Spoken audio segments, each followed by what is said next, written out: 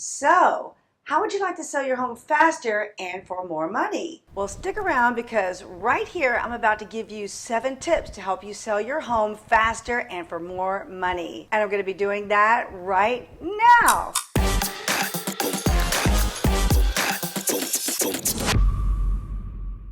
Hey everybody, welcome back to my channel. I am Jody Cordell, the Savvy Agent from Spence Properties right here in Crestview, Florida. If this is your first time here on my channel, well, welcome. I'm so glad that you're here. Be sure to hit that little subscribe button down in the bottom corner of this video.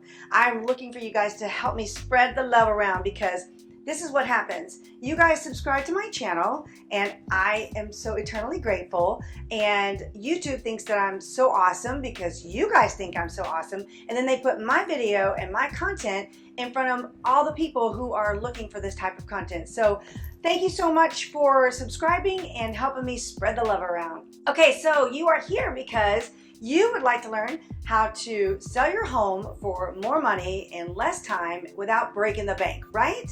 Well, I'm here to tell you, I've got 7 great tips for you that's going to help you do just that. It doesn't take a lot of money to get your house ready to sell. You can do it in a short amount of time with a minimal expense, and it's going to make a huge impact if you know what to spend the money on. Basically, spending just a little bit of money on the right things will give you a huge impact. So let's get to it. Number 1.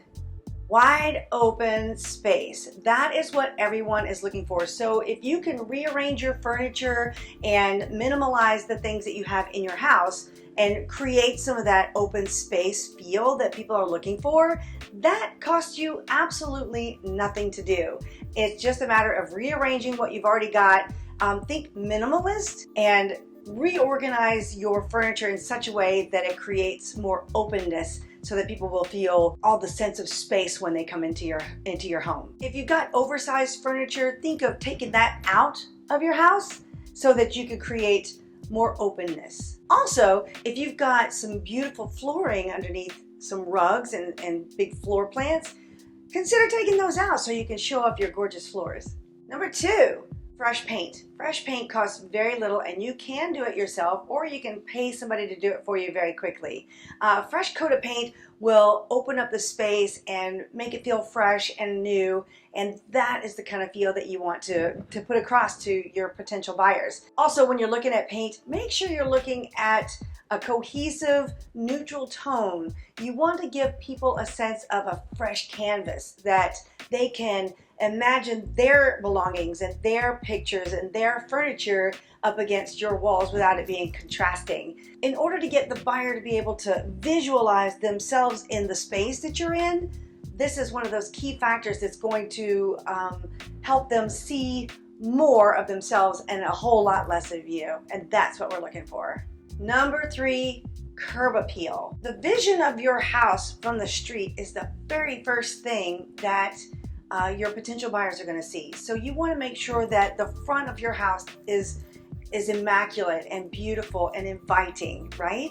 And this is actually something that's really easy to do. Just make sure to keep your lawn mowed and your hedges trimmed and your flower beds clear of any excess weeds or debris. Make it look nice. Throw in a couple of potted plants or some beautiful flowers in your flower bed, and make sure that you power wash the front of your house and your driveway. It makes such a huge difference, and it doesn't cost that much to do it.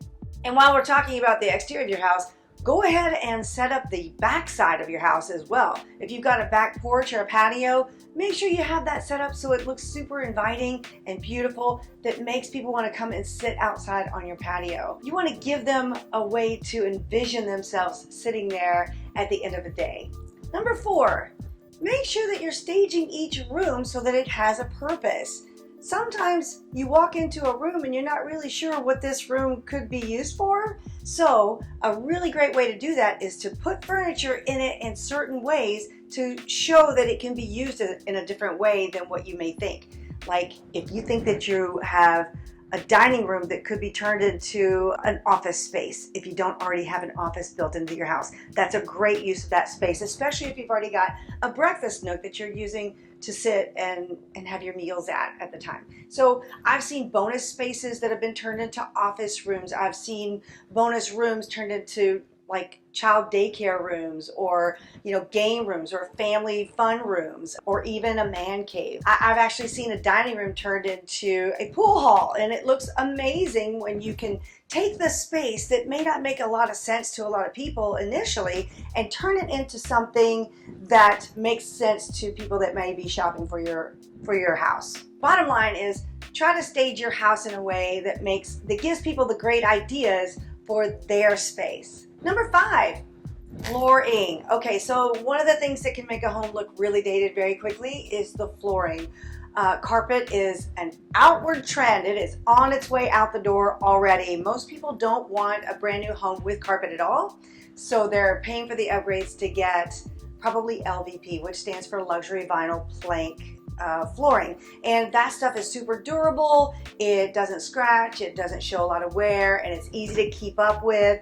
It's waterproof. So that's the kind of thing that people are looking for these days, and you can get LVP flooring at Lowe's or any Carpet One store, Lumber Liquidators. Any of those types of stores will have, especially at this time of the year, specials on their LVP flooring. So look into, if you can afford it, replacing your flooring and updating it, or the sense that your home has been renovated, by putting down some new flooring. And it won't take a day for an installation crew to come in and put your new flooring in, and it will make your home seem super updated that fast, just by putting in some new flooring. So don't forget the flooring when you're looking at doing some small renovations that bring you the biggest impact. This is one of the biggest ones that you can do, but if you do it well and you do it right, it will make all the difference in the world. Number 6. Okay, you got to clean the house from top to bottom, every nook and cranny. Scrub, scrub, scrub, scrub, or pay somebody to do it. I deal a lot with military PCSers, and they have people who specialize in a PCS clean, which means that they clean it well enough to pass the government inspection that comes after you moved out of your military base housing. So if they can pass the government inspection, then they can do a move out clean or a move in clean, whichever way you're going to go. I recommend move in cleans to my new buyers when they finish purchasing their home. I say, you can get a move in clean, and that way you're moving into a very clean home instead of relying on the previous owners. So I highly recommend getting people to come in and clean your house if you don't feel comfortable or confident in your cleaning abilities. Because what you really need to do, you need to scrub the baseboards, you need to scrub the blinds, you need to get all of the little surfaces, even the ones that are up high, and make sure there's no dust, no dirt anywhere. And you have to make sure that you maintain that cleanliness the entire time that you're trying to sell your house. This is a huge, huge thing, and a lot of people miss it. And when people are coming into your home and seeing the dirt, is distracting. I'm just going to tell you straight up, just like that. It's distracting, and people will see it and think it's dirty and not want to move into it. So this is actually very, very, very important. So do not overlook the importance of a really good deep, deep clean in your entire house.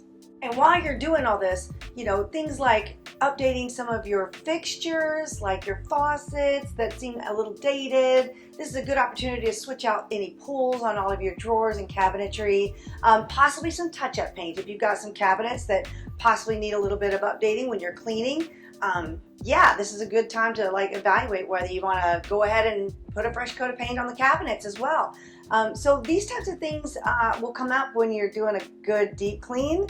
So feel free to just put in some new light fixtures, new faucets, pulls and handles, and a fresh coat of paint on any of those types of things as well. And number 7, I highly recommend to all of my sellers to get a pre-home inspection.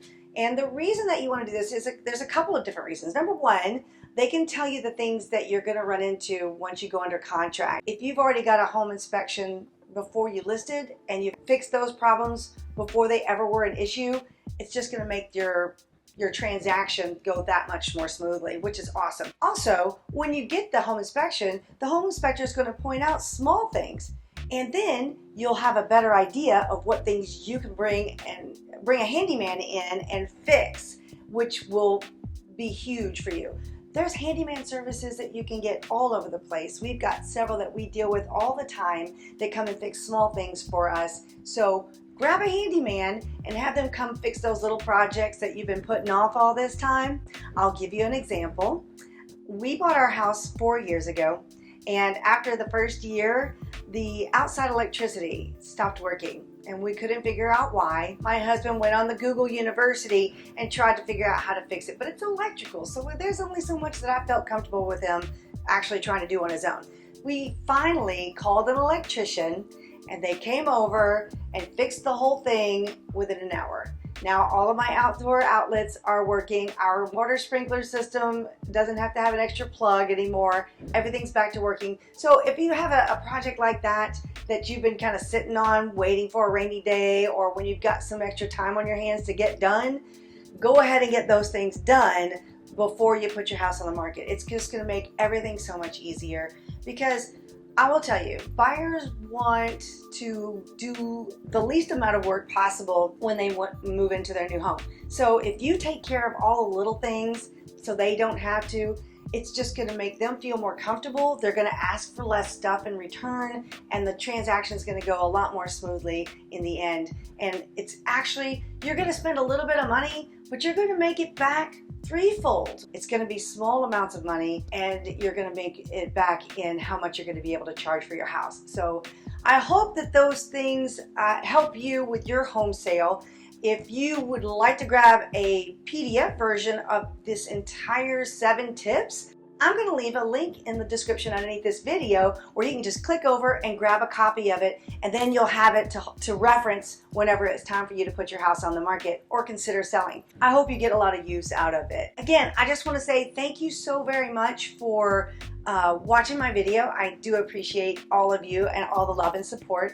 If you did like this comment, do me a huge favor and give me a thumbs up and drop me a comment below. What was your favorite tip that I shared with you today? And did you learn anything new today? I would love to hear from you. Again, thank you so much for watching. I am once again Jody Cordell, the Savvy Agent with Spence Properties here in Crestview, Florida, and I will see you on the next video.